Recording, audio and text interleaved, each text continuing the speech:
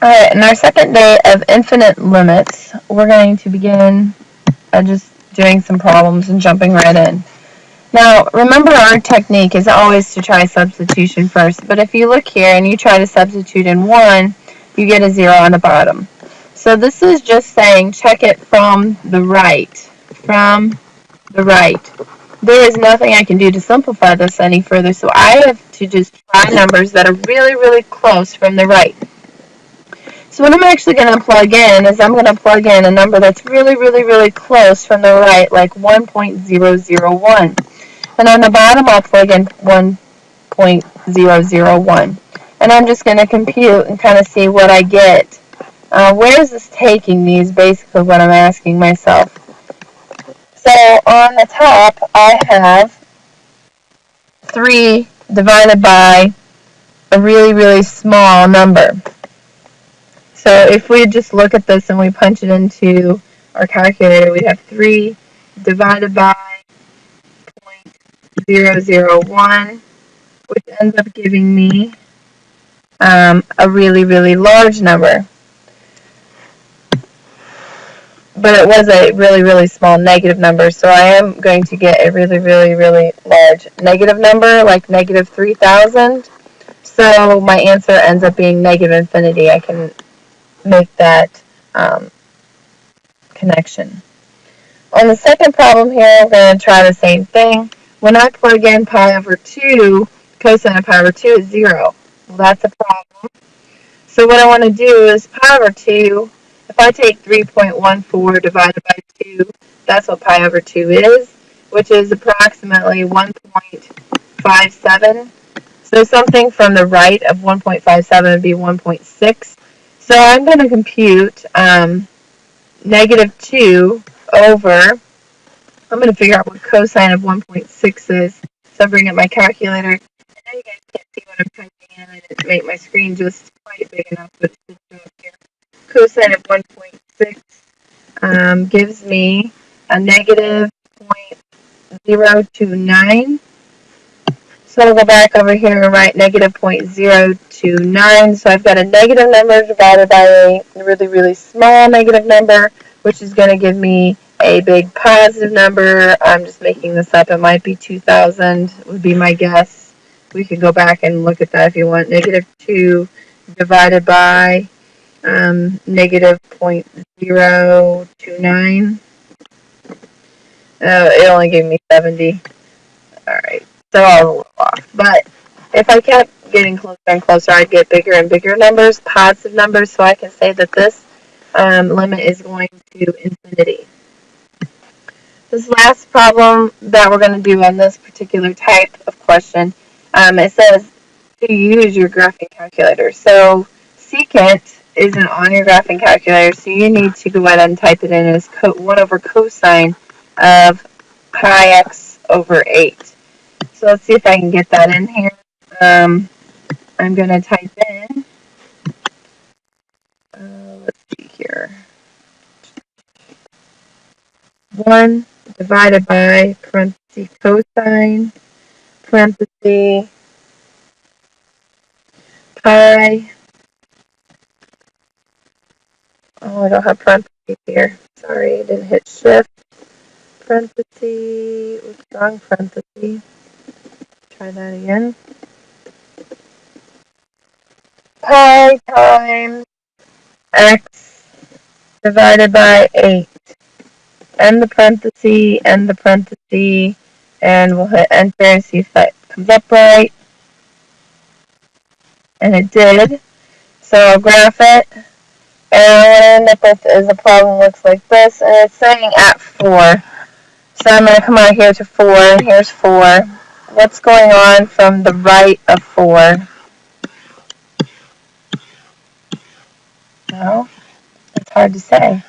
I've got to be able to find it first. So from the left of 4, it's going to infinity. From the right of 4, let's see if we can find it down here. There it is. It's going to negative infinity. So on the graphing calculator, we can see that it's getting really, really, really small negative. So it's going to negative infinity.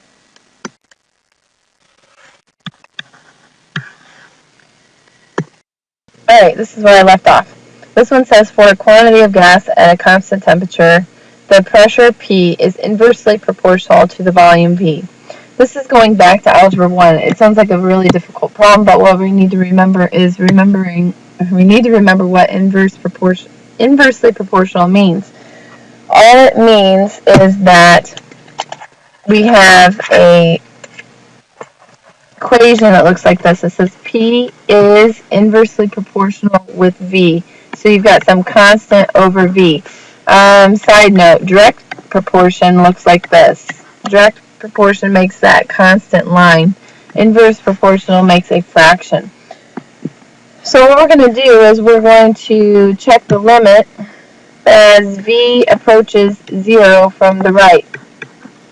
Now if you look at that, you can't just plug in 0 because 0 gives you 0 on the bottom of the fraction, therefore you can't compute it. However, what we can do is look at it as the limit as V approaches 0 from the right of K times 1 over V. And if I look at each one of these, I'd have K times, because that wouldn't change your constant. Something from the right would be something really, really small, like 0.0001. So when you divide 1 divided by that, you get a really, really large number. Therefore, this is going to infinity. My next problem here is asking me to find the rate R when x is equal to pi over 6, then pi over 3, and then pi over 2 from the left. There's a little minus sign right here. I'll make it a little bit darker. So it says the patrol car is parked 50 feet from a long warehouse. The revolving light on the top turns at a rate of 1/2 revolution per second. The rate at which the light beam moves across the wall is given right here. So in part A, it's just asking me to find the rate when x is pi over 6. So I'm going to think of this as cosine, or 1 over cosine. So I'm going to rewrite this as cosine pi over 6 squared. So this is also equal to, let me go ahead and write that up here, pi over 50 pi over cosine x quantity squared. Alright, so I've got 50 pi over, this right here is 180 divided by 6, which is 30. The cosine of 30 is square root of 3 over 2. Square root of 3 over 2 squared is 3/4. If you didn't hear what I said, it said square root of 3 over 2 squared is 3/4. These are things from pre-calc you must know. So if these are things that you are lacking in your knowledge, you need to go back and relearn those topics. It will make your life much easier this year.